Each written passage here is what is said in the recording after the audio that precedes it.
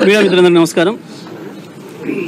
ఇప్పుడు మనం కూర్చున్న ప్రాంతం ఏదైతే ఉందో ఇది కాళేశ్వరంలో భాగంగా నిర్మించిన మొట్టమొదటి pump house Kannepalli pump house. ఇక్కడి నుంచి ప్రారంభం. ఇది తెలంగాణ రెండు వైపులకు కూడా నీళ్ళు ఇచ్చే ప్రధానమైన పంప్ హౌస్ ఇది.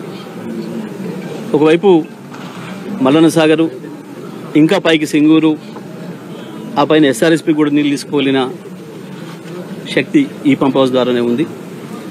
అదేవిధంగా కింద పాత ఎస్ఆర్ఎస్పీ ఫేజ్ 1 ఫేజ్ 2 ఏదైతే ఉండేనో దాంట్లో చివరి ప్రాంతమైన మా సూర్యాపేట జిల్లా తుంగతుర్తి, సూర్యాపేట, కోదాడ చివరి ప్రాంతం, ఇటు పైన మహబూబాబాదు, డోర్నకల్, పాలేరు కూడా నీళ్ళను అందించే కెపాసిటీ, ఆ శక్తి ఉన్నది ఇక్కడి నుంచి వెళ్ళి మాత్రమే. అన్ని చూసిన తర్వాతనే కేసీఆర్ గారు ఇక్కడ స్ట్రాటజిక్గా ఇది మంచి పాయింట్ అని చెప్పి దీన్ని ఎంచుకోవడం జరిగింది. ఇవాళ మనం చూస్తా ఉన్నాం, గోదావరిలో మనం పైనుంచి చూసుకుంటూ వస్తే ఎగువ గోదావరిలో ఈ వైపు నీళ్లు లేవు, ఎండిపోయి కనబడతా ఉంది. కానీ ప్రాణహిత కలిసిన తర్వాతనే గోదావరి జీవనదిలాగా మారుతూ ఉంది. ఇవాళ లక్షలాది టీఎంసీ క్యూసెక్ల నీళ్లు పోతా ఉన్నాయి. గతంలో జరిగిన కుట్రనేది, సమైక్య ఆంధ్రప్రదేశ్లో జరిగిన కుట్రనే అది. ప్రాణహిత కలిసిన తర్వాత గోదావరి మీద ఎక్కడ కూడా తెలంగాణకు నీళ్ళు ఇవ్వడానికి ప్రాజెక్టు కట్టే ఆలోచన సమైక్య ఆంధ్ర పాలకులు చేయలేదు.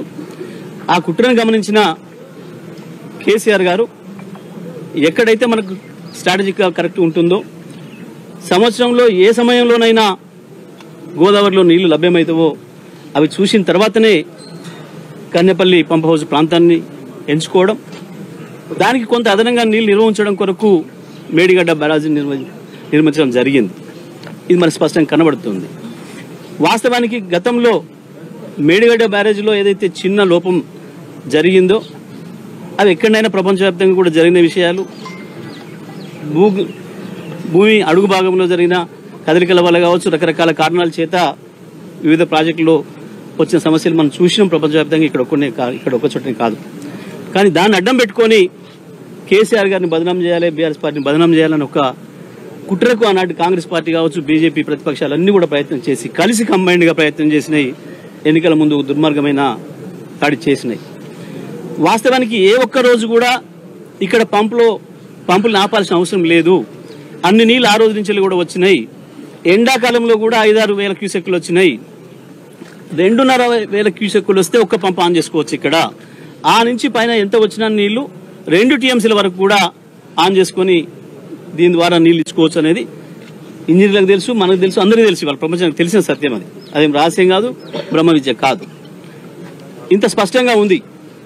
కానీ ఈ ప్రభుత్వానికి ఇంకా కూడా దీనిపైన ఏదో కేసీఆర్ గారిని బదనాం చేసి బతకాలన్న ఆలోచన, దానికి బీజేపీ వంతబాడటం, ఇద్దరు కలిసి తెలంగాణ రైతాంగం నోట్ల మట్టి కొడుతున్నారు. గత యాసంగి పంట ఎండబెట్టినరు, ఇప్పుడు వానాకాలం పంటకు కూడా నీళ్ళు ఇచ్చే ఆలోచన ఈ ప్రభుత్వానికి ఉన్నట్టు కనబడతలేదు. ఇది మనకు స్పష్టంగా కనబడుతుంది. ఇవాళ మా సూర్యాపేట ప్రాంత ప్రజలు చూస్తున్నారు, ఉమ్మడి వరంగల్ జిల్లా ప్రజలందరూ చూస్తున్నారు. కరీంనగర్లో కూడా లోయర్ మానర్ నుంచి దిగువ ప్రాంత ప్రజలందరూ, రైతాంగం అందరూ కూడా చూస్తూ ఉన్నారు ఈ ప్రభుత్వం యొక్క భాగోతం.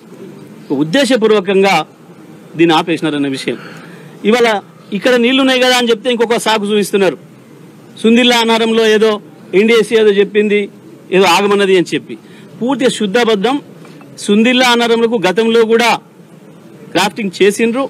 ఆ తర్వాత గ్రౌటింగ్ చేసిన తర్వాతనే నీళ్లు నింపినాం. మళ్ళీ ఆ తర్వాత 2 సంవత్సరాలు కూడా ఇచ్చినాం మనం నీళ్లు వరుసగా కేసీఆర్ గారి నాయకత్వంలో.